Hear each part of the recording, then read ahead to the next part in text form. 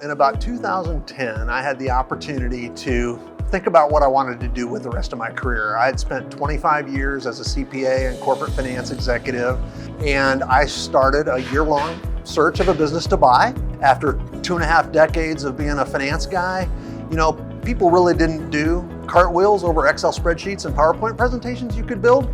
It was more about being in this business, I could see the reaction of a customer when something that might have been just a half-baked idea in their mind turn into something actually tangible at the end of the day. A three-dimensional physical product, whether it's a sign, whether it's a banner, whether it's a vehicle wrap. We get to do some really cool stuff. We've actually wrapped 3 buildings, the exteriors of 3 buildings, 3 purpose-built venues that corporate customers come in and rent for the week or however duration they rent. We will come in overnight, wrap the exterior of that building so that it is branded for whatever their theme is for their South by stuff. So that's really cool. There's also a microbrewery out of Colorado that has a brewery in town. You might have seen their stuff on the shelves, Dale's Wicked Pale Ale. We actually wrapped their grain silo to look like one of their cans of beer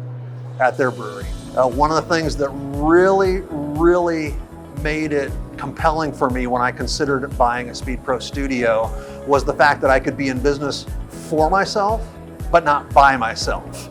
And that was huge because I don't have the answer to everything. I'm not a printing expert. I don't know necessarily how to run my equipment, but I know how to surround myself with the right kind of people and to understand what my customers want and need so that we can deliver on that.